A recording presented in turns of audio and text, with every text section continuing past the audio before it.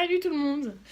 Je vous reviens aujourd'hui dans une nouvelle vidéo pour vous présenter certains produits de la gamme Kardashian Beauty que j'ai pu tester.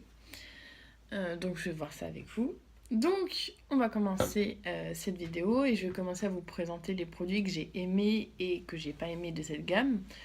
Donc pour vous parler en 2-3 mots de cette gamme, c'est une gamme qui a été créée par la famille Kardashian.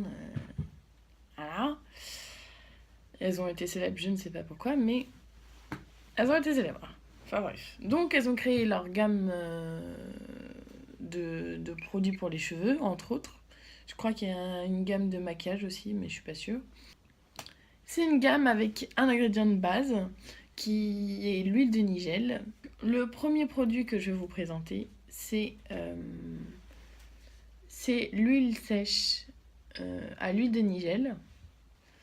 C'est une huile pour les cheveux qu'on utilise pour un peu hydrater les cheveux, les faire briller, leur donner de l'éclat pour qu'ils soient moins ternes, etc.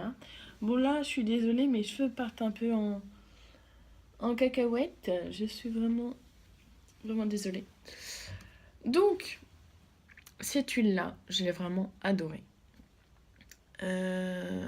C'est vraiment une huile que j'aime beaucoup. C'est un produit que j'aime beaucoup parce que déjà, donc, il y a une petite pompe et ça donne exactement la bonne quantité de produit, je trouve, à utiliser pour nos cheveux.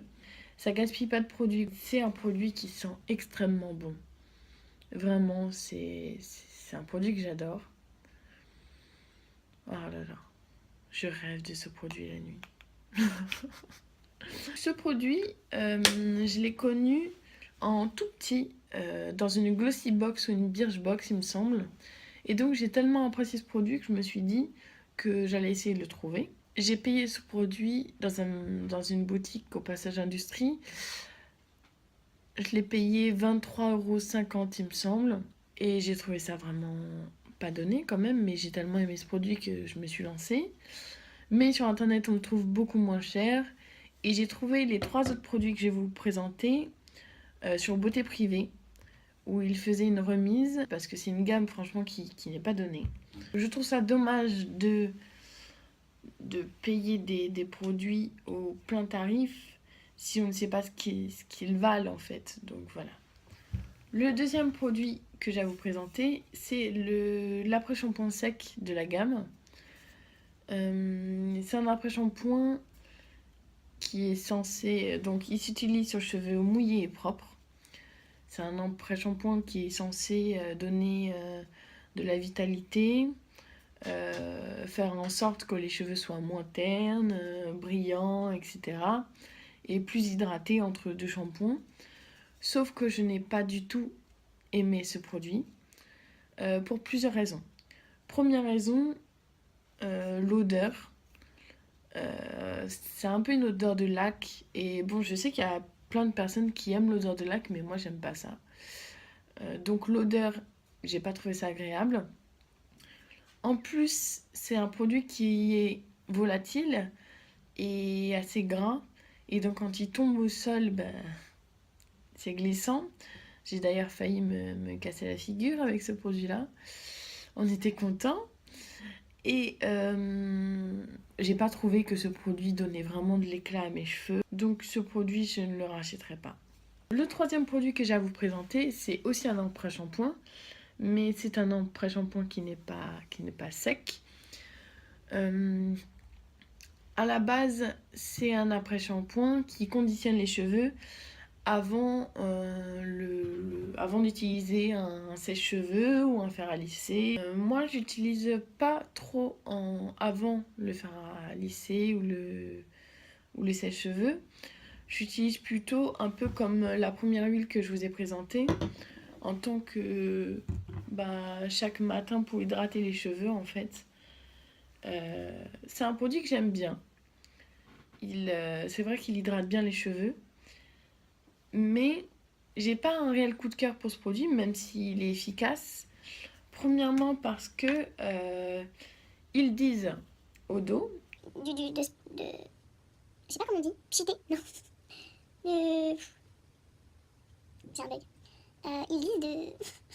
d'utiliser ce produit directement sur les cheveux. Or, je trouve que c'est une mousse assez... Enfin, c'est une crème assez épaisse. Et donc, ça fait des paquets de matière dans les cheveux. Donc, je vous conseille d'abord de l'utiliser, d'en mettre sur votre main, de bien frotter et d'utiliser ensuite dans les cheveux.